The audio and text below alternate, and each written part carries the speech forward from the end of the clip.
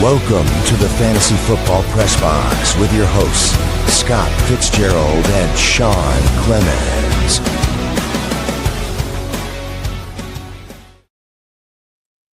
What is up, everybody? Welcome to the Fantasy Football Press Box.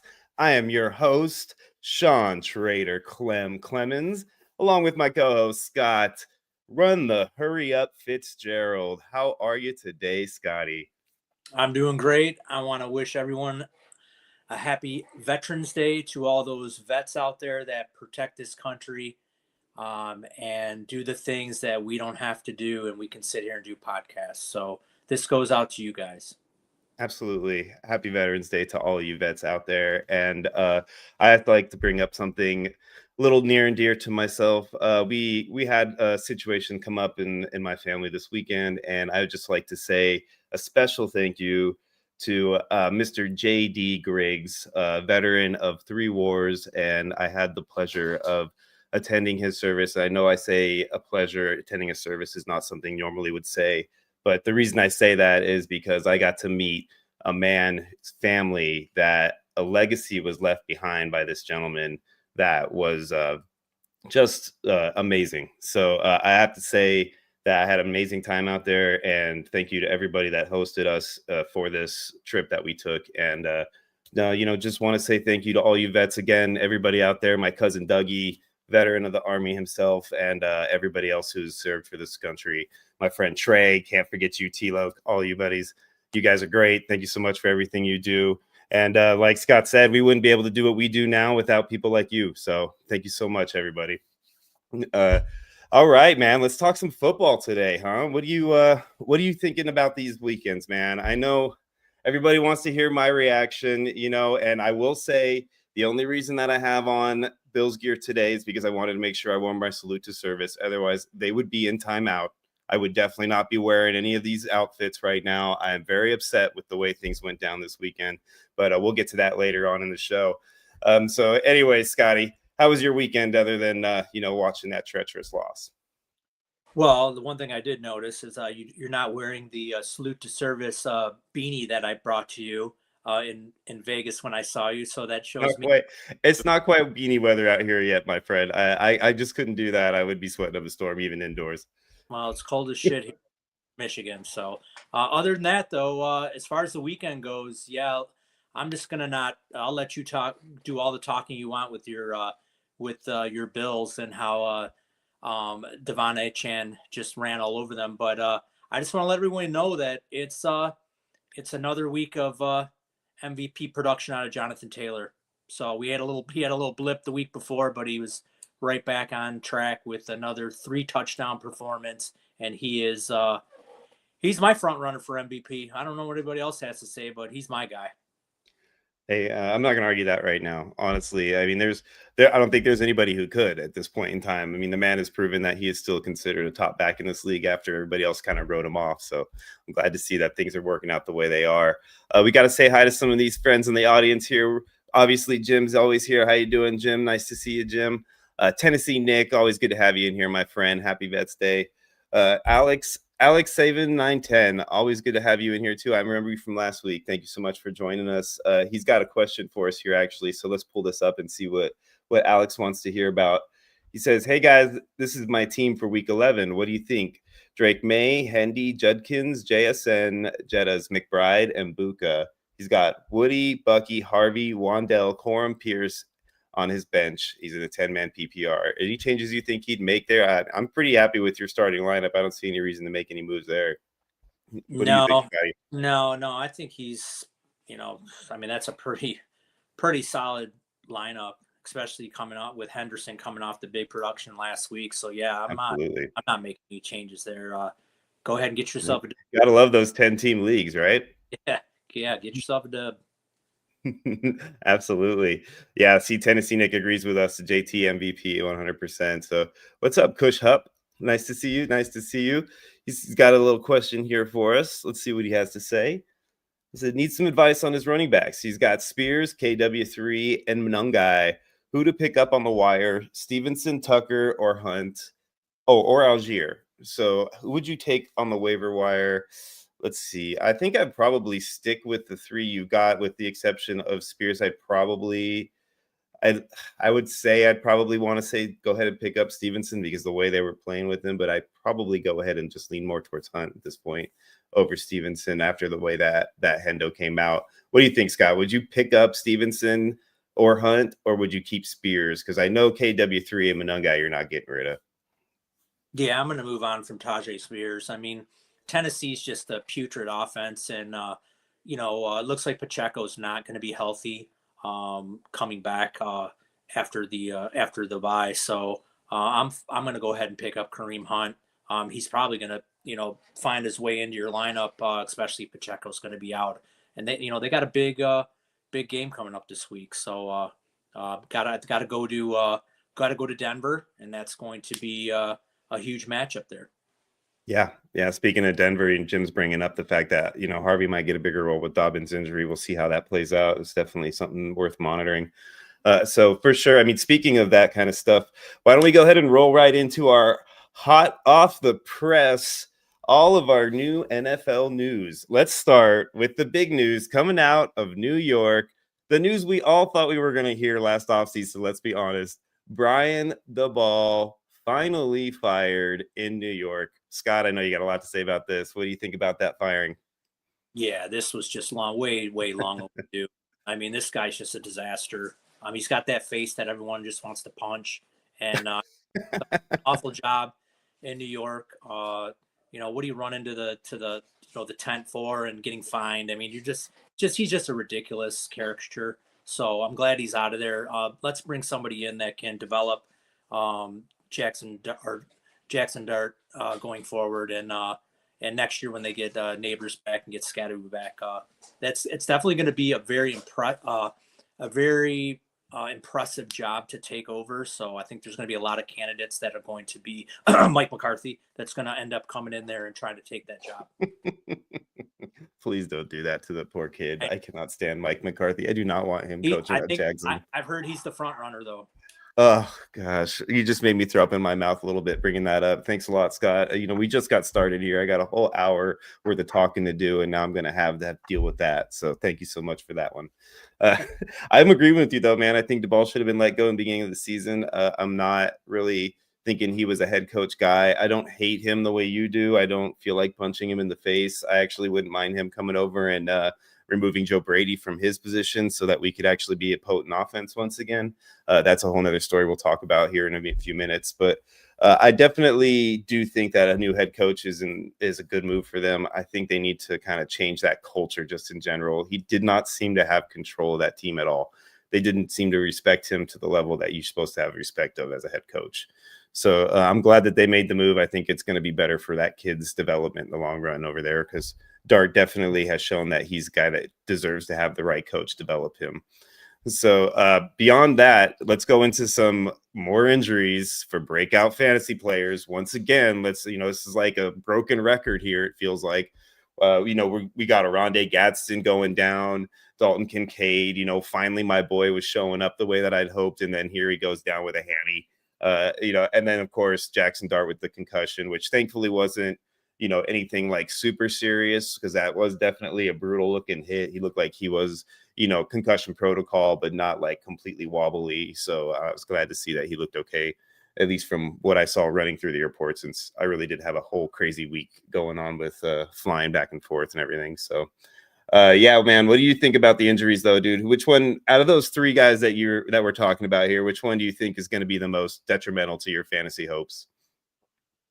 Probably Kincaid. I mean, with the hamstring injury, those seem to linger. I wouldn't worry too much about Gadsden. That was just basically a bone bruise. The MRI came back pretty clean, so he's probably going to be back out this weekend sooner than later. The concussion with Jackson Dart, it worries me a little bit, but he just needs to learn to protect himself. He can't be out there running around like he's a running back. So that's just a coach telling him how to protect himself and slide. There's nothing wrong with sliding. You don't have to go in head first. But to answer your question, Sean, it's definitely Kincaid. He was having a breakout season. We were all waiting for that breakout season. It finally came, and now he's got this hammy injury. That's those things could linger on. Yeah, no, I'm with you, man. The Kincaid injury scares me because I just watching him pull up the way he did. It was kind of one of those things that just looked like it could be a lingering problem, like you just said. And that's a player that not only for fantasy but for just in general, the Bills, they just really were needing him to move forward the way that the rest of those receivers are playing right now. So that is definitely one that hurts. I think the Oronde Gadsden, man, that's going to be brutal. I was really happy for him. I wanted to see him do well and continue to do well. I think that, that along with the O-line injuries that happened in that game, I'm worried about that offense now to an extent. Keenan Allen is going to have to be a little bit like a back in the day Keenan to an extent to help out. So I'm hoping that things will pick up on that end, but Ladd at least is still looking good and better every week. So I think we might find that we have a second half of the season similar to what we saw at Ladd last year because they just got no one else to throw the ball to. Him and UJ really. Yeah. So yeah. For one quick point before you get off that with Orlando Gadsden, they have a week 12 bye. So even if he sits out this week, definitely look at your waiver wires because there might be somebody that might drop them during the bye week, and then you can go in and scoop them up, throw them on your IR. So be very mindful when week 12 comes because sometimes people have roster issues and they may just drop them and try. Hopefully they want to try to pick them up the following week, and you can slide right in there and scoop them up and throw them on your IR. Yeah. By the way, it was a bad time to have the number 6 in your jersey. It looks like, right? Yeah. No just doubt. now realizing how brutal that number was this week. Look at these guys bringing up Gruden to the Giants. I mean, that would just be crazy, right? I mean, really, Gruden, guys, come on. I mean, I don't know, man. After what happened, and then him in that market, I don't know. That would just be interesting, I guess, is a good word for it because there's not much else I could say, on the air. Let's see, what do we got next, huh? Our next segment, he went off. All right, guys. So this is where we're going to talk about a little bit of the Bills' loss, and I'm going to start out by saying, yes, this one hurt a lot. Okay, it was a loss that I did not expect ever. Right? I mean, this. So you guys know, I don't know how many of you out there listening know this or not, but my dad is a Dolphins fan. So anytime this game happens, it's an inner house battle amongst myself and my father. And anytime the Dolphins win, which is not very often, I don't hear the end of it. So it was not just the game. It was also what I was flying home to after the game. So to watch Devon Achane, though, I mean, 174 yards, 2 TDs, plus 6 catches for 51 yards, equaling a total of 40.5 fantasy points. I mean, what kind of a game is that?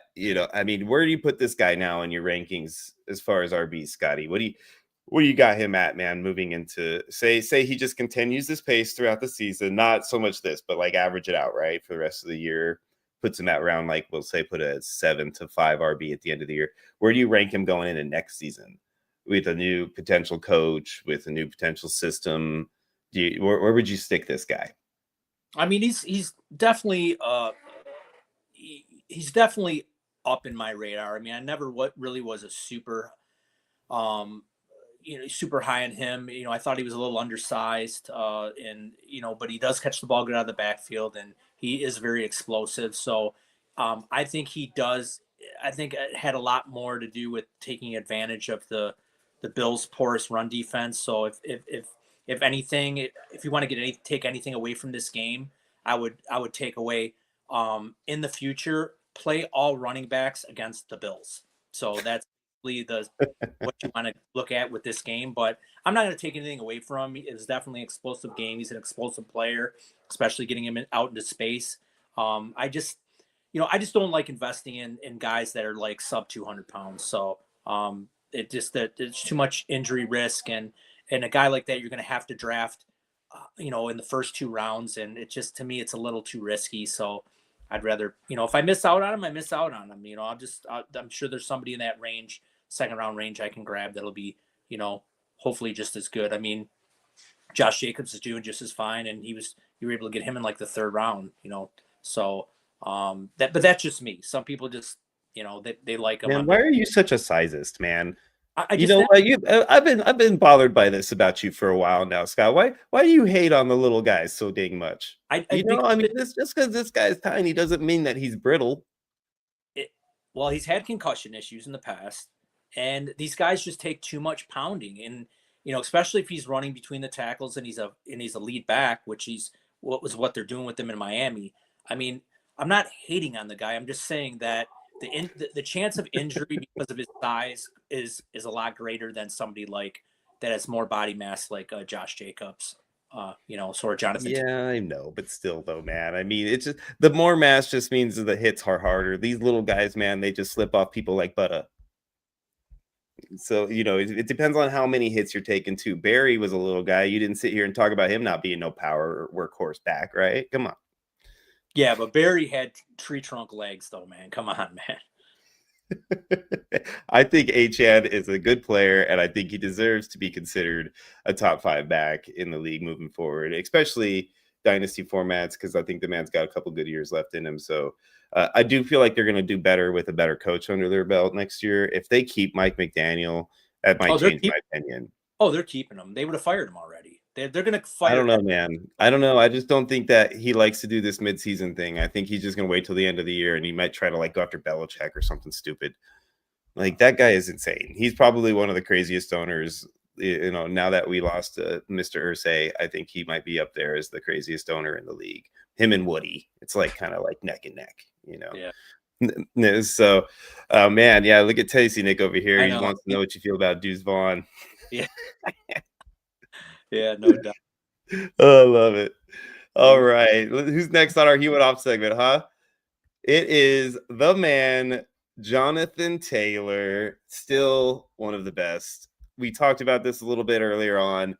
244 yards, 3 touchdowns, 3 catches, 42 yards, 49.6 fantasy points, dude. Unbelievable game. I know Atlanta's defense has been kind of a crazy defense. They've been either great or horrible, but man, I mean, does this tell you that he, where do you put him now? I mean, we just talked about Achane. Where do you put him now, dude? I mean, he's got to be up there, right? Let's not say dynasty. Let's just say for redraft next year, is he your number 1 pick? I don't know if he's my number 1 just because of the dreaded large volume to the next year. Like what happened with Saquon. Is he a top 5 pick? Of course he's a top 5 pick. Is he my 101? It's, I'd like to go receiver, in my redrafts as a number 1 pick. Unless Jonathan Taylor was younger. If he was younger, 25, 26, maybe even younger, 24, 25, then I could see that. But he's had a ton of work, even back at his Wisconsin days. I mean, he had just had a ton of carries, and he did have a couple years. We had the ankle injury, so he wasn't heavily involved. But I mean, the stats show that heavy workloads out of these running backs the following year, they drop off, and that's the only thing I'm afraid of. In a redraft, in a dynasty, his values will never be as high as it is right now. He'll never have another season like he had right now. So if you have him in dynasty, sell, get peak value for him and just move on from him. But as far as going into next year, is he still a top 5 pick, top 6 pick? Yeah, I think he is. Just buyer beware at that point. It just you're still rolling the dice at that point, especially with an aging back. I mean, I'm kind of taking him in the top 5 for sure. Top 3, maybe. I don't think I can go all the way up to 1 or 2 because I still think that I got faith in what Bijan, and then now, Gibbs is going to be in that conversation too. We'll talk about that here in a little bit. So I can't quite go up that high with him yet, but man, the dude is having the type of year where, I mean, people write books about things like this. So I'm happy for him too, because he seems to be a good person. Yeah, I've always loved Jonathan Taylor. I'm a big fan of his. I was disappointed with the ankle injuries, and I'm really happy he's having a monster year. So big Jonathan Taylor fan. It just like I said, we play fantasy football. It's a business. To us, it's a business, and we have to treat all these players like they're commodities. So I mean, you get a good year out of them. Next year, sell them or maybe drop them in your rankings because he's coming off a big workload. Yeah, absolutely. I totally agree with you on that one. We do have Drake London listed down there. I know we haven't talked about a lot of the guys that have been on our little must mention on the kind of bottom corner because they were on the losing squads. But these guys definitely did deserve a mention, which is why we put them up on the screen at least. 22.4 points for London is still solid. And the man has been playing well, like for the last few weeks. So I would put him in kind of a must-start category at this point in time. I feel like he'll probably finish in the wide receiver 1 territory the way that things are moving forward, especially if Atlanta's defense continues to be so bad. So I really do think Drake London is worth talking about for a second there. Who's next up on our list for He Went Off? We are looking at the man we have been talking about for how long now, Scott? We've been saying it and saying it and saying it. They've been saying it in Boston. Everybody has been saying it. And finally, Vrabel listened. TreVeyon Henderson, 14 carries, 147 yards, 2 TDs. He only had 1 catch for 3 yards, but he still scored you 28 fantasy points. And those 2 amazingly breakout long, just great runs that he had for the touchdowns were really epic scenarios for him. And it was just one of those things. We've been talking about that for so long. This kid deserves the opportunity. He is a much more talented back than anybody else on that team. And it's not like the team had any reason not to give the kid a shot. So to finally see him break out and get there, Scott, the question has to be asked. Will it continue, or does he go right back to riding the pine and being a second fiddle to Ramondre when he comes back from injury? Because Vrabel is Vrabel, and the man nearly blew this game, making a ridiculously weird, what is he, kneeling on a first down, whatever the case may be, kind of situation. It was one of those things that I was happy I was on a plane for, because it would have been just driving me insane. But either way, what do you think, man? Do you think TreVeyon's going to be the man now? Will he finally get to be that guy? Well, before we get into TreVeyon, let's go to the Mike Vrabel debacle call. Those are the play calls that get. I wanted you to kind of give some time to build into that, Sky. But you want to dive into that one? Let's do it. Let's go right away, because my blood was boiling when I saw that. When you have an opportunity to score a touchdown, you score a touchdown. I don't care what time of the game it is. I don't care if it's the end of the game, the beginning of the game, the middle of the game. I don't care. You score a touchdown. This thing about falling on the ball and this and that, you get the points, you get in the end zone, period. So, and those are coaching decisions that potentially could get you fired. If they don't score on an unbelievable catch by Stephon Diggs and they go and they lose that game, that game could come back to haunt them for a first round bye, a division title, a playoff berth for the kind of things that got him fired in Tennessee. Exactly. And I've never been a Mike Vrabel fan anyways. And so now to get to the running back situation, to me, the genie's out of the bottle. You can't go back. You can't put the genie back in. So TreVeyon Henderson's a beast. He has elite speed. He can catch the ball. He can pass protect. He can do everything. And this guy's a Buckeye, so I shouldn't be touting him. But, he's a tremendous back. So you can't go out there and put, plotting Ramondre Stevenson back in the backfield. He can spell TreVeyon. If you want to give him a few goal line looks, go right ahead. But between the 20s, TreVeyon Henderson should be heavily involved. Yeah, I'm with you 100%. I think that the kid needs to be your feature back from now on. They don't really have a skill position superstar. They have an aging Stephon Diggs. They have, an ultimate journeyman in Mac Hollins, who, as much as I love the man, he's not going to make any defenses scared. So they really need to have that kind of weapon on their offense to scare teams, because, Drake May is really the only thing right now that is driving that team, and he's doing a great job of it. But you can't expect that to continue all season long and through the playoffs. He's going to need some help, and he needs to have a guy like TreVeyon Henderson to make that defense think twice about just playing the Patrick Mahomes approach and stepping back and just playing that ultimate zone and stopping him from being able to do anything. So, that's going to happen if they don't do something with this running game and allow this man to be a factor. And I really hope that they do, because he deserves it. He's been waiting. He's been patient. He hasn't, spoken up from what I understand. Everything's been pretty good as far as that's concerned. So I'm glad to see that, he's going to be able to have that opportunity as long as Vrabel doesn't Vrabel it. What do you think of Emeka Egbuka, man? 115 yards of TD, 23 points. The guy, Mike Evans out, Godwin's not sounding like he's coming back for a little while still. So Yeah. Do you think he's the guy that you want to have on your team? Like, where do you rank him at as far as the remaining of your season? You got him like a top 7, top 8 receiver throughout the rest of the year? Um, he's probably right. I mean, just because there's no one else there, I probably got him in that range. As far as the season goes, I know he's pretty far up there, I think, in points per game. Let me look real quick. Yeah, he's sitting at number 10 overall. So he averages 11 points a game. He's got 104 fantasy points for the year. So basically he's a, WR1. So yeah, he's a back end WR1 going forward without, Godwin there. And Evans obviously is out for the year. So, and Baker does Baker things, shake and bake. So they're throwing offense. So yeah, I like Mbuka as a back end WR1, and so he's definitely in that rookie of the year conversation going forward. I agree. I think that he's, not only rookie of the year conversation. The guy could potentially work his way up into a higher tier. He could be considered like that guy for that team for the rest of his career at this point. He could be that next Mike Evans.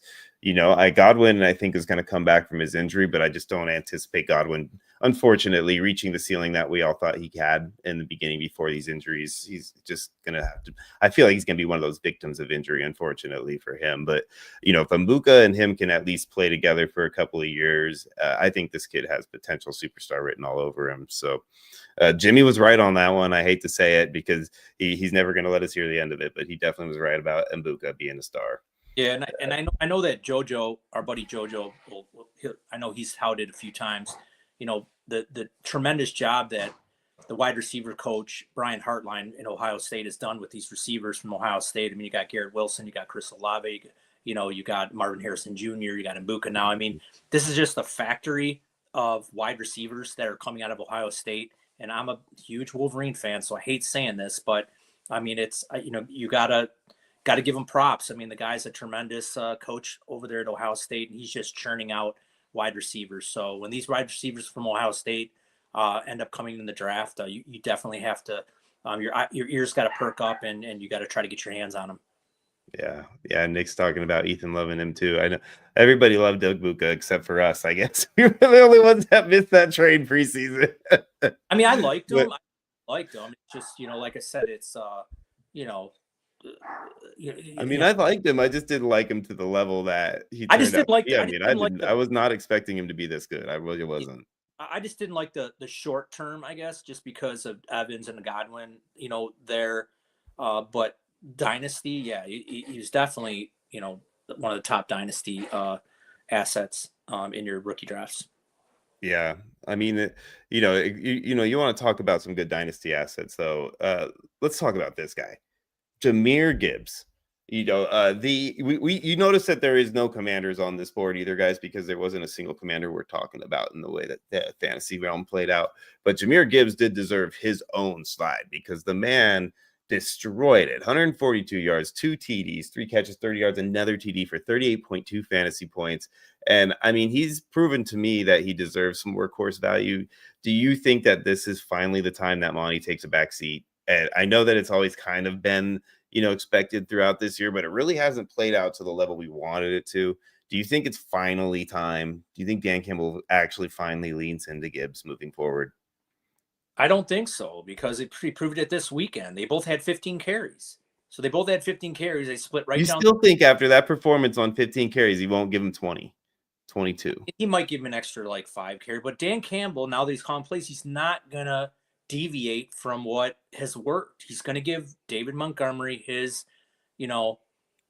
12, 10 to 12 carries a game or touches, however you want to call them. And he's going to limit Jahmyr Gibbs. And I don't agree with it. For every touch that you give David Montgomery, that's one less touch that Gibbs gets that could be an explosive play, because, David Montgomery, yeah, he had a nice long explosive play. And I think, garbage time a few weeks ago, but Jahmyr Gibbs can literally take it to the house, anywhere on the field on any given play. So this guy definitely deserves, 20, 22 carries. But like I said, Dan Campbell's an old stubborn, mule. He's going to do what he wants to do. He's going to do what's been successful, and he's going to, probably keep it at a 60-40 split in Gibbs' favor. So, yeah, it's going to limit Gibbs' upside, but he gets enough touches where he's still an RB1. And if we're talking about next year, maybe next year will be the year that you draft Jahmyr Gibbs in the top 3 and you'll get top 3 production by the end of the year. I mean, you're still going to get, right now he's ranked 4th in the league and he's getting half the work. I'm with you, man. I wish Dan Campbell would learn the lesson, but hey, you know what? Like you said, if it's working, I guess I can't be the one to dog him for it. Cyborg, what's up, buddy? It's good to see you, my friend. Always glad to have you here, buddy. Hey, Kush, man, Kush Hub. Don't worry, man. Ask as many questions as you want, brother. We love the questions. Please keep bringing them. We got Drake May and Egbuka, London, AJ Brown, and Parnell Washington, Kittle, Gadsden, and Fannin. Spears, Money Guy, KW3. Who could he trade for a better running back? Let's see. Well, it looks like you got some depth at wide receiver right now. I would probably move Dak because May is playing well enough. If you're in a single quarterback league, which I'm assuming this is since you only have 2, I would probably move Dak and maybe just like take a downgrade for Dak and then try to package him with one of your other backs, maybe, or actually probably just package him with one of your receivers and move him to get that. What do you think, dude? I think that would probably be his best bet because I don't see much else. I would, or one of your receivers since you have the 3, but I would probably move AJ if that was the case. Is that where you're at on that too, Scott? You got a different opinion? No, Jimmy Furlan, he says something pretty good there in the chat. He says pair Brown with Monty for a better back. I mean, you could do that. You could pair up AJ Brown and Monty, try to get a different back. It's true. AJ and maybe one of those tight ends. I mean, if Gadsden's comes back healthy, you don't need George Kittle. Go ahead and trade AJ Brown and George Kittle and get yourself a really good back. You got Gadsden. That's a good move right there, actually. Yeah, who is fine. Yeah. In a 1 quarterback league, I don't think you're going to be able to trade a quarterback for a running back. If this was super flex, it would be different. We'd have to package somebody for sure. Yeah. Right. It wouldn't be I would definitely do what Jimmy said, either package Brown and Monty for a different back, or I'd package Brown or Monty and Kittle for a different back.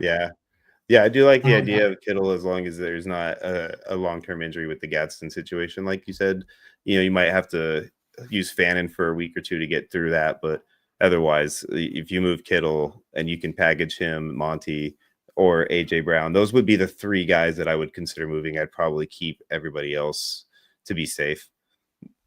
So, yeah, I'm with you on that. But again, ask more questions, man. Keep them coming. We love it. So next up, man, we got the Matthew Stafford show. Look at that gray beard. That man is out there slinging the rock like he's 15 years younger. 284 TDs, 29.7 fantasy points. I mean, where do you rank him in your quarterbacks?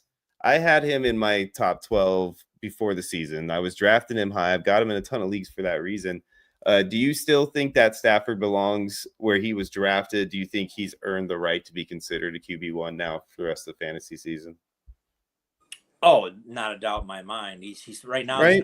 He's number 6 overall, and I, like we've always say, our default here at Sudden Death Fantasy Sports is always super flex. So I was able to get Matt Stafford as like my 3rd quarterback in a super flex in some of these leagues I was in, because he was just falling. People were afraid of the back injury. People were afraid he's too old, but he plays in a great offense. He's healthy, knock on wood, and he's playing at an elite level. And he doesn't seem like he's slowing down. So, like I said, yeah, he's got the Rams in playoff position right now and one of the top teams in the NFL. So, yeah, as long as he has those two receivers that he throws the ball to, has Sean McVay calling the plays, they can run the ball a little bit. Yeah, Matt Stafford is an elite quarterback for the rest of the year. Yeah, No, I agree, man. I'm totally with you, and I'm happy to say that it was one of the few ones that I had right in the beginning of the year because it was literally just a few. So I'm glad that that was at least one of them. Oh man. All right. This we got to do a little tip of the cap to some of these guys, man, because a couple of these guys they played in some games that really weren't all that impressive, but they did have some good scores. And between the Saints losing to the Panthers, which honestly was kind of a shock, the Panthers have been playing pretty well, and see the Saints come out and beat them the way they did was pretty nice. I do think that Olave had 21.4 points. I would not anticipate that to be a consistent factor for him. I would probably be weary that that might be more of a one-off. So just be ready. He did have one long pass for a touchdown that made a lot of difference in that fantasy points. So you got the Jets beating up on the Browns 27-20, a battle for the first pick overall, really is what you were watching there. Breece Hall had a good game, 19.5 fantasy points. Really just one of those situations where I just think that the Jets were kind of, I mean, they're playing the Browns, right? So I wouldn't really expect Breece Hall to play that type of game against New England next week, especially since New England seems to be pretty good against the running back lately. Probably want to sit him if you have an opportunity to. I know that's hard to say, but I'm going to in one of my leagues. The Denver game, Denver 10, Raiders 7. There wasn't much going on in that. Chargers 25, Steelers 10. Lad McConkey had a decent game, 20.7. Otherwise, it was pretty ho-hum. Seahawks 44, Cardinals 22. You'd think there'd be a big, fantasy performer in there, but it was a defense. There really wasn't anybody else that super shined. JSN had a decent game, but it wasn't anything special like he'd had for the rest of the year. And then the Eagles and Packers, I mean, what was that? I felt like we only watched half of a game. The game didn't start until the third quarter. Everybody else was just out there, eating hot dogs and hanging out like they were best friends for the first half. So I don't really know what that was going on there, but 10-7 final score, and that's about all there is to talk about with that. You got anything else you want to tip of the cap to, Scotty? No, just a couple of things. I'll push back a little bit on the Chris Olave. You got to remember Rashid Shaheed's gone. They're a terrible team. They're going to throw the ball a lot, so he's going to get a boatload of targets going forward. Do you really think he's going to get catchable targets? Do you think he's going to be able to? I mean, he take away that one big pass. Like, where's he at, right? He's 12 points, 13 points, maybe. Yeah, but it's not like he's your WR1. I mean, if he's your WR2 or a flex play at worst, yeah, he's going to be involved in the offense. They have no one to throw the ball to. Like they don't run it. The but offense. The Browns don't have anybody else either. And look at what's going on with Jerry Jeudy. I mean, it's not like that matters all the time just because there's no one else. They still got to get a ball that they can actually reach.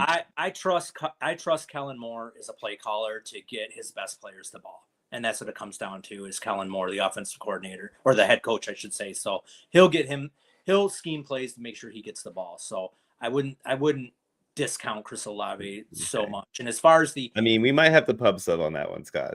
All right, well, we might have to come up with one before the end of the episode here and find out what that bet's going to be. Because now that I've actually officially had a pub sub, yes, guys. So I did have my very first pub sub this weekend and on my trip to Nashville, and it was a pretty good sub. I was pretty impressed considering it came from a Publix grocery store. Yeah, but as Scott would say, it was the buffalo chicken is the one to die for, and unfortunately, it wasn't ready when I was there, and I had to go with a different sandwich, which was still really good. But I will one day have the elusive buffalo chicken pub sub.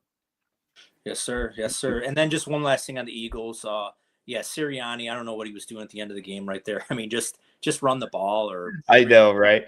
Yeah, Tennessee, they brought that up, and I was going to bring that up too, for sure. You guys want to talk about Sirianni because we got to mention that.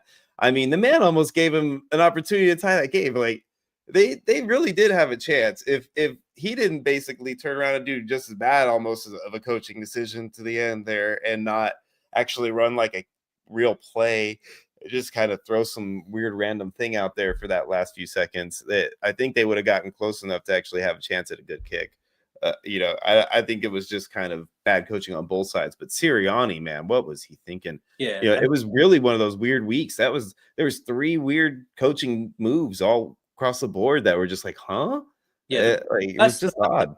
The best move to do on that play, and I know you're saying, oh, you're just an armchair quarterback. Look, the best thing that they should do. You don't want to punt the ball because you don't want it to be blocked. You're not going to throw the ball because if it's incomplete, it stops the clock. All you have to do is just run it. Just run the ball. Even if you get 4 or 5 yards, the ball stays down there. The Packers would have had like less than 30 seconds left, no timeouts to go basically 70 or go probably 50 or 40 yards to even get in field goal range. So, in Green Bay where the weather was windy and stuff. So that was the play.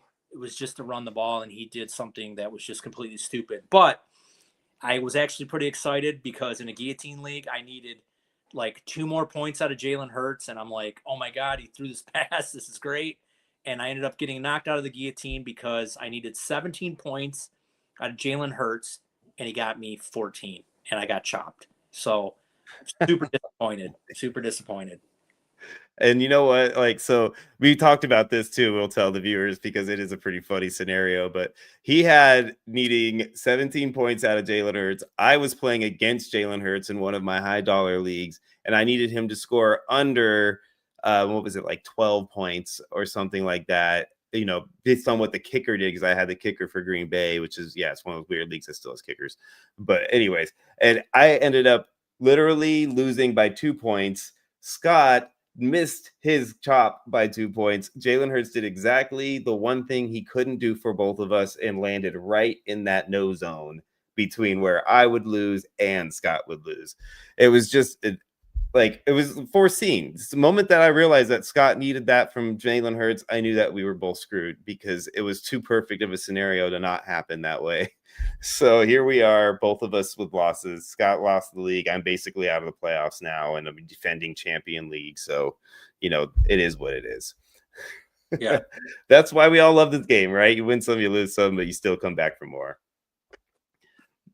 All right, guys. We are going to move into one of my favorite segments, one that I will probably try to do as often as possible, as much as Scott's lets me anyway, because it makes my face look nice and blue and shiny when the monitor is blue like this. But I think Fantasy Football Trade School is going to be a blast, and I really hope you guys are into this.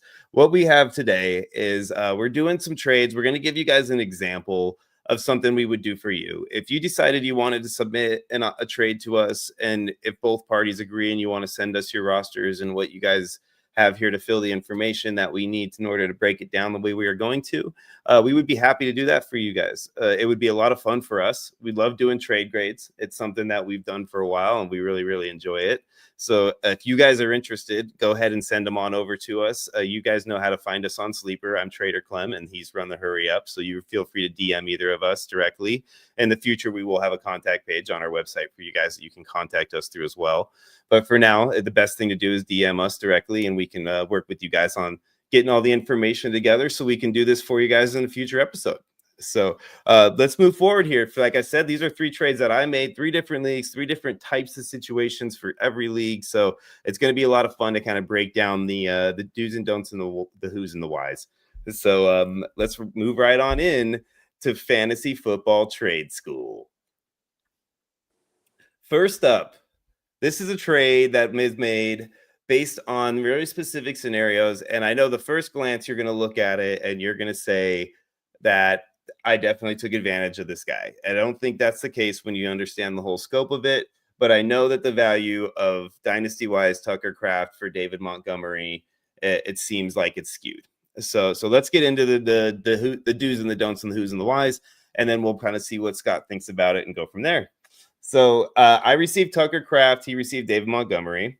The 2 rosters are listed here. As you can tell, he definitely was in a situation where he kind of wanted to get some more help as far as like a good flex position. He has some really solid starters, but he needed that extra flex. He lost James Conner. So, Blue wasn't really playing the way that he wanted him to. So he really wanted to have that extra piece just to kind of give him a little bit of peace of mind moving into the playoffs.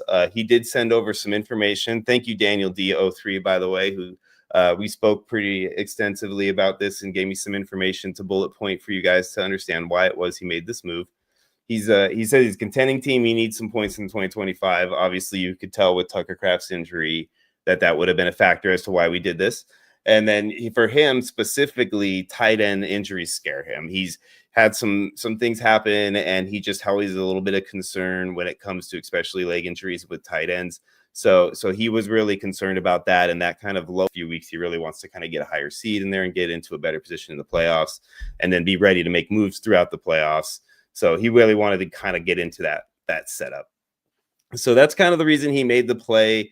If you look at the reasons I did it, obviously, I'm just outside the playoffs. I really didn't want to give away points all that bad, but the value for me, because I don't have as much of an injury concern with Tucker Kraft moving forward in Dynasty, I thought it was kind of a good move for me to make. The value just outweighed the fact that I would be giving away some 2025 points, because I'm not guaranteed playoffs yet. If I make them, great. I'm not guaranteed. I'm just coming back off of some injury issues that I have some players that are going to now hopefully come back and make me a little more of a contender. If it happens, awesome. But I didn't want to miss out on the opportunity to get in Tucker Kraft. So, Scotty, I want to hear your opinion. If you got the rosters there, you got any questions about anything I did, and then anything else that you want me to kind of break down for you, feel free. But give me your thoughts, man. I want to see what you have to say. I mean, to me, there's really not a lot to say on this end. I mean, I just think that Daniel, if he's going to trade Tucker Kraft away, I think his team's good enough where he didn't really need to bring on David Montgomery. I think it's good enough to score points. So I would have went after a draft pick. I would have tried to give Tucker Kraft and try to get one of your future draft picks. I don't know if you would have given a 1 away, but would have tried to get a 1 for Tucker Kraft with his upside and how he finished the year before his injury. I just think David Montgomery's just, I mean, yeah. But that defeats the value for him as far as chasing the 2025 points. If he's looking for a future pick, that doesn't give him what he wanted in this trade. He needed to, I don't think David Montgomery is basically averaging like 10 points a week. So, I mean, he can get 10 points, out of, you got Jaylen Warren, you got Javonte Williams, you got DeAndre Swift, you got Mungungai to back up Swift if he's out. You still got Tony Pollard. So I mean, when are you going to play David Montgomery? David Montgomery is his flex role based on his starting rosters. So his starting roster, he would end up having to choose between David Montgomery, Tony Pollard, and like a Brian Thomas maybe. Would be a Roman Wilson, maybe, those would be kind of his flex options. So yeah. that was his whole thought process behind adding him, was that last flex spot. Okay. I mean, yeah, I mean, if he, I mean, I don't know. I would have looked for a pick. I mean, I don't think David Montgomery is the type of player that's going to put you over this top in a playoff run. That's just my opinion. Okay, I get what you're saying. And I mean, maybe he could have come back at me for a pick, which, add like maybe a third rounder to it and ask me for, David in a third for Kraft or something like that. Like, maybe even David in a second for Kraft in a third, something like that. If he threw that at me, I wouldn't have been 100% opposed to thinking about something like that. So those are options that are out there. Now, I can't remember off the top of my head whether or not I had the draft pick capital to offer that trade up or not, but it was definitely something I would have considered. So I get where you're going with it, though. You're thinking that he could have probably got more value for Kraft, and based on what he was telling me, also there was a guy offering him Cup, and that was pretty much the best option that he had. So he didn't really have a whole lot to work with as far as other people willing to make trades. So I guess he kind of took his best of what he felt was available to him. Yeah. No, I get it. Just, like I said, me personally, I don't think the 9.7 points a week that David Montgomery is going to, make it or break it for him. And I think I would rather just have a pick, future pick going forward, even if it's a pick where, where are you going to end up in this league? Well, I'm sitting at I think I'm 7th right now or 8th, and I'm almost dead even as far as my record right now. I'm kind of right on the cusp. So that's why it wasn't 100% okay to just give away points for the season, because I did also try to set this team up, and then injuries kind of stopped me. So I didn't really get the outcome I was hoping for with this team. And now I don't really have a whole lot of future assets. So it was kind of one of those, do I give up at that point? But to me, I think Tucker Kraft looked like was on his way to being a really big part of that team moving forward. And I don't I just feel like the value was worth giving up that, like you said, 10 to 12 to 13 points on average that Monty Yeah, was throwing. I mean, you got. I mean, yeah, I definitely like your side. Like I said, you know, you're gonna bring him on, but like I said, I just think you could have got a little bit more out of it. So, Yeah, but I wouldn't have hated that option, and Daniel's he knows what he's doing. I think he definitely wanted to do this because he wanted the points. So I get his reasoning, and he knew that he took less value for his player. He knew that. He's mentioned that to me, that was, in his wheelhouse. He understood that, but he felt like it was just worth it to shoot for the moon. So that was a fun trade though, man. I appreciate your feedback on that one. Let's move on to the next one, which this one here was a little bit more of a whopper. So this one here, I'm really curious about this one because this is the exact opposite kind of situation that I was in versus the last one where, I'm pretty much in full on rebuild mode in this league. It is a tire fire to say the least. So I'm pretty much starting from scratch, trying to redo everything. I had Josh, which obviously I always have my boy Josh, but it was a waste for me to continue to hang on to him, I thought. So I was okay to move him for the right package. So what I ended up giving up, I had Josh Allen, Dalton Schultz, Demario Douglas in exchange for Jaden Daniels, Braylon Allen, Ben Sinnott, a 2026 first and 2026 second in return. So our lineups are here for you, Scott. I went through and talked about why I'm doing this as far as the complete rebuild. Daniels is obviously younger than Allen, which was a benefit for me in the rebuild aspect.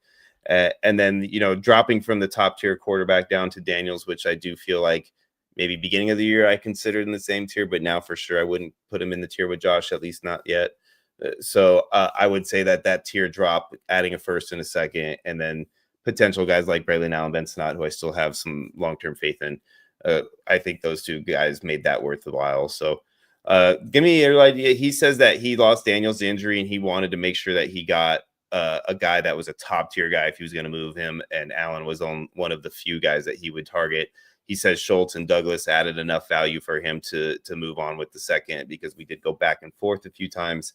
And I sent him this counter, and he said that Douglas and Schultz were the extra value he needed for the year in order to make that move. So where do you stand on this one, man? I actually feel kind of good about this one as far as it being like a good for both, like kind of solid, good trade. So yeah, where do you stand? no, I like the move. Yeah, I mean, you get younger with Daniels, you get Braylon Allen, who is going to have some value in that offense. I mean, before his injury, he was, getting his standalone touches in that offense. Ben Sinnott will move on. He'll be a nice tight end piece for Jaden Daniels. So you get that little stack right there, and then you get the draft picks. And I think that's, considering Allen's age, even though I think Allen's the type of guy that I could see him playing till 36, 37, 38 years old. Please. I still think that the getting the first, the second Daniels, in a rebuild, I like the value. That's good. And for Shamilton 24, I mean, he gets an elite quarterback going forward, and that type of player can definitely. That's one player, and the kind of player that can definitely put you over the top when you're going for a championship run. Yeah, no, and me, I mean, I don't give up Allen for No. just anything. So that it had to be worth it for me, and that felt like it was there. No. Yep. So I hope you guys agree with us too, because it definitely, in my opinion, this was one that I really was happy to showcase for you guys, because this is the kind of trade, give you guys just a little bit of insight. This is the kind of trade that you're gonna want to like look for if you're looking to make a move where you're a contender and you had a guy go down with injury. This guy was kicking butt in the league. Jaden Daniels goes down. He knows he needs to make some sort of a move to get himself back into the contention that he was in when Jaden was still playing strong. If you see, he only had, Mariota and Trevor Lawrence as his backup. He obviously picked up Mariota after the injury, I'm assuming. So that situation, he definitely needed to get that second quarterback back on his roster, and he made the right play. He went after the right team. He knows that I was in a rebuild. He looked at my roster. He broke that down properly, and he came at me with an offer that at least got me interested right away. He wasn't trying to lowball me and ask for the world and not anything in return. He came right out with, hey, look, I want to try to move Jaden. I'll give up Jaden in my first for Allen. We're around there. Where are you at? And then we kind of went back and forth from there. So when you're trying to make a trade like that, if you're in that contender mode, definitely look for those teams like mine and don't come at them with like some real lowball offer. If you're the one who's making the championship run, in my opinion, if you're coming at me, you're going to have to be the one that concedes a little bit of value. I'm not going to be the one conceding value so that you can go and win a championship. That's not how it works. So don't come at me with some crazy trades like that when you're the champion. Go after it like you're going to be the champion, and it's worth it for you to give up a little value, because it is. That championship is always worth giving up a little value on a trade from time to time if you know that's going to make you that team. So I just want to make sure I kind of put that out there for you guys, because that's important for me to showcase on a deal like this. That's why I think Hamilton came at me with the option that he did, and it was really the reason that we were able to make this deal happen. So our final trade is with a friend of ours, our friend Sarah M. She's been playing with us for a few years now, and she was in a situation where her team was basically in kind of a free fall mode, and she was just like, I want to go ahead and move some assets to somebody who needs them so that I can move on to and get some future assets and move forward into next year. So she came at me with this offer. She offered me a different piece in the beginning. I ended up coming back over to Ken Walker and changed it up a little bit with my picks that I was sending back to make it work. And this is where we settled. I think this is another one that showcases exactly what we just talked about. When you know that it's time for you to make that rebuild, make a move like this at this time of the year. Don't wait too long to make this move. Don't sit there and hem-haw about whether or not you think it's time. Like, just go ahead and try and do it, because it might take you a few weeks to get something done first and foremost. And if you don't make that type of move and you wait too long, your trade deadline is going to sneak up on you and you're going to miss the opportunity. So make sure that you do stuff like this before you get to that point. Otherwise, you're just going to be watching your team fade away into next year, and then these assets won't be worth nearly as much. So we'll go over the trade real quick, and then I'll get your reaction, Scotty. I've received AJ Brown and Ken Walker on a contending team. She got a 2026 first, second, and fourth out of me for those two players. She had lost Daniels to injury and was in a complete rebuild, and she wanted future assets for her rookie draft. And then I was, like we just talked about, and competing for a chip and, worth the future capital to get the 2025 points on my roster. So where do you stand on that one, Scott? Do you think that the value's there? Do you think that one of us maybe should have went a little bit more shoot for the moon, or you think we're kind of right about where we should be? No, I think you're right where you should be. I think it's a good deal for both teams. The only thing I would have did different is, and this is just preference, I'm not the biggest Ken Walker fan. I think Zach Charbonnet has just as much pulling that offense as he does. I would have liked to go after DeAndre Swift, just because I know how Ben Johnson runs his backs, and he really likes DeAndre Swift a lot. So I like how he's used in that offense. So the Kyle Monangai doesn't scare you at all? No. I think Kyle Monangai is only in there if Swift's not in there. Swift's a better pass catcher, and he's gonna run that offense like they did in Detroit. So if at worst, Monangai would be the David Montgomery role and DeAndre Swift would be the Jahmyr Gibbs role. So I would have went, just because if you're going to look for a championship this year, and I know that Walker plays on Seattle, which is a very good team, but I mean, Zach Charbonnet is just way too involved in that offense, where Swift, when he's healthy, he gets all the offense. So I would have gone the Swift route. I think they're both about the same age too. I think they are, because it's funny because that's literally the back and forth that I had before I sent the counter that was eventually accepted was, do I go after Walker? Do I go after Swift? And the only reason that I ended up going with the Walker, which I did feel exactly like you said for this season, yes, I do think Swift would have been the better route. I just think I have maybe, and it's maybe me just not wanting to let it go, but I just got faith that Walker is a better back, and I expect long-term value to be higher with him. So I went that route instead of DeAndre Swift. Now, I think if I'd have picked either one of them and sent that counter, I would have ventured to say she would have taken either offer. Yeah. I don't think Sarah would have turned down either one of those offers. She's pretty reasonable in that aspect. So I could have gone for probably either one of them and gotten either one of them. And, I chose that one, and you would have chose the other one. So to me, that's like, peas and carrots. I don't see that being like anything that somebody could say, oh, you're definitely wrong, or, oh, I'm definitely wrong. Like, it would be kind of either or preference almost. No, I think Sarah did really good though, getting value back with those aging, or no, I shouldn't say aging, but at least AJ Brown's kind of aging. And then, like we said, Walker is just depending on how you like him. I like him a little less than you do. So I think she, being able to move on from those players and getting some draft capital in return, I think she did a very good job there. And like I said, I think you did a good job acquiring. And this is a prime example, in my opinion, of what I just mentioned, that I know that Sarah has a higher value with this trade than if you were to put this probably in like a calculator, I would assume that Sarah's going to win this deal. And I'm fine with that, because I feel like I gave up enough because I needed the points for the ship run. And I just mentioned, I'm okay with doing that on a trade. I don't have to win every trade. It's more about winning the ship. It's like that long-term view, right? I might lose this battle, but I'm going to win that war, right? Like, that's kind of how you got to look at it. And, Tennessee Nick brought up a point here. He says that he's in a rebuild and he's having a hard time getting contenders to bite. And that's exactly what we just talked about, man. It is difficult sometimes to get people to listen. They don't want to hear that. They don't want to hear that I need to give up a little bit more value if I want to get these ship run pieces. Well, you know what? I'm sorry, but that's the way it is, dude. Otherwise, if you keep giving up the value and giving them the pieces to make ship runs, you're never going to be able to get that full-on rebuild, kind of get yourself back into the groove.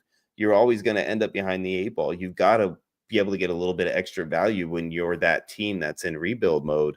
Otherwise, to me, I wouldn't make the deals yet, because at some point, somebody will come to you. I mean, you see how many people are going down week to week here.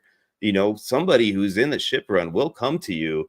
And, at that point in time, it might be right before the deadline, but that means they're the ones whose butts to the fire, and they're going to be wanting to get this done with you. So as long as you stay up to speed on your phone, you'll be able to make a deal happen. Yeah. Just hang in there is my advice in that situation. Yeah. Just for some advice for Tennessee Nick right there. I mean, we just finished week 10. Okay. Contenders are not biting.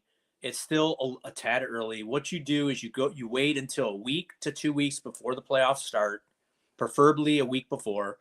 And when some of these teams are like on the cusp from maybe getting that first round bye or getting into the playoffs, and that's when you go after them, because at that point their butts up against the wall, either shit or get off the pot. So I mean, at that point, they may be more they may pull the trigger because they know, hey, I need to win this week to get in, or I need to win this week to get that first round bye.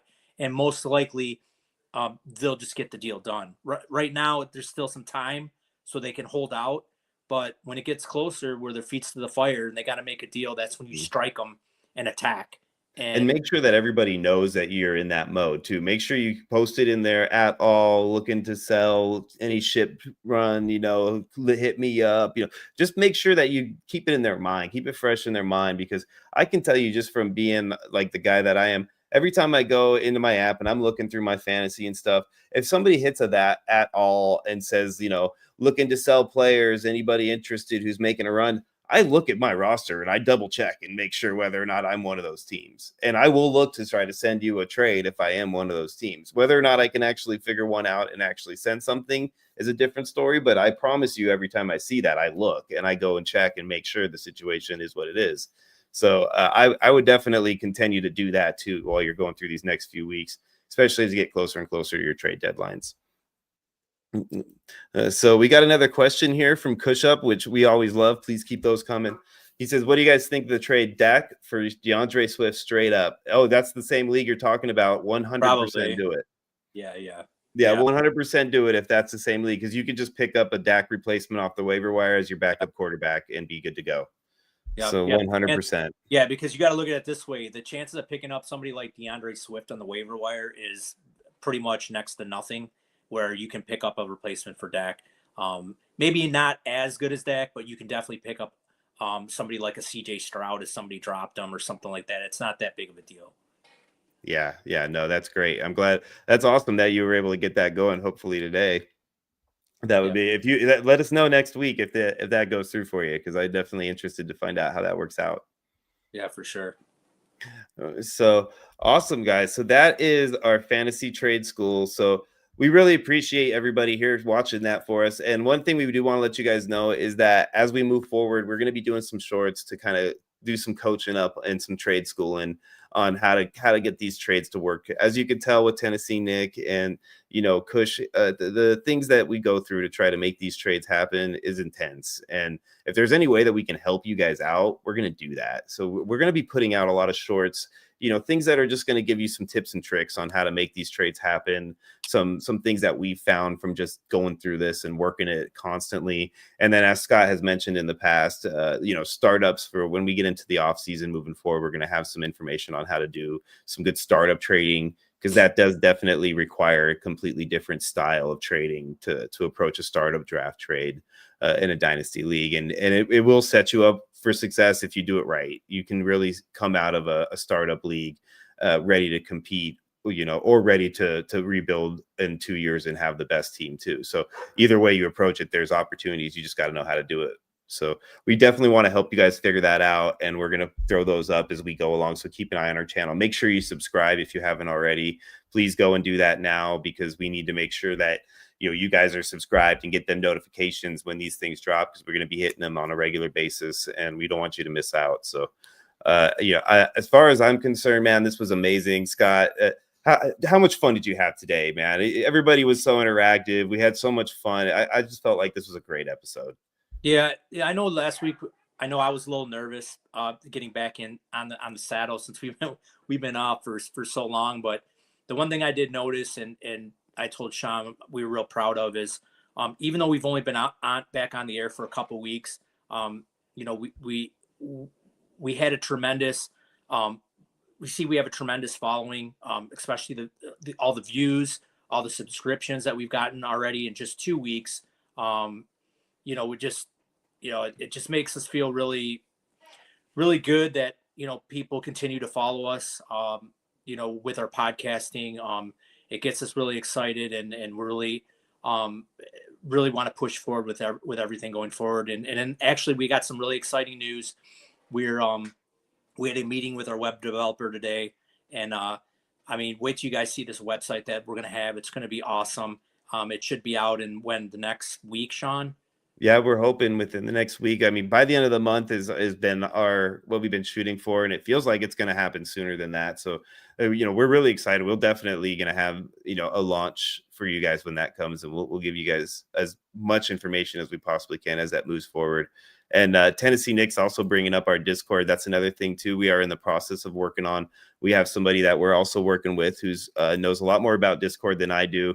Those of you that know me know that's not my forte, and he's in the process of going through and kind of setting that up for us. So it's out there right now. It's built. It's just not fully ready to roll yet and launch for you guys, but it will be as soon as we believe that both that and the website are probably going to be launching simultaneously. So be ready for that. And like we said, we are going to let you guys know as soon as that happens. It's going to be, sooner rather than later. And thank you so much, guys. Again, I know we've said this already, but please, please, please like and subscribe. We really appreciate you guys tuning in today. On behalf of my friend Scott, Run the Hurry Up, Fitzgerald. Hey, Sean, don't forget about what we got launching tomorrow. Don't forget week 11 power rankings. Oh gosh, Scott, how are you gonna? I'm so glad that you did not let me sign off without bringing up our Week 11 power rankings, because that is something that we need to talk about real quick. Being that everybody, I'm sure, wants to know what I have my beloved Bills at right now after our fun little discussion, I'll call it, last week. So definitely tune in. That will be dropping tomorrow at noon Eastern, 9 a.m. on the West Coast. So you're either going to be eating lunch, listening to us go back and forth and rock 'em, sock 'em power rankings, or you'll be driving to work, one of the two. Either way, it's going to be a lot of fun, and there's definitely going to be some movement this week, guys. And yeah, your boy's pretty upset with his team, so just be ready. There's going to be some ranting and raving going on. So we really do appreciate everybody showing up. Check us out again. Like, subscribe. We will see you guys on the Power Rankings show tomorrow. Everybody, please have a great day. To all you veterans, one more time, happy Veterans Day, and thank you for your service.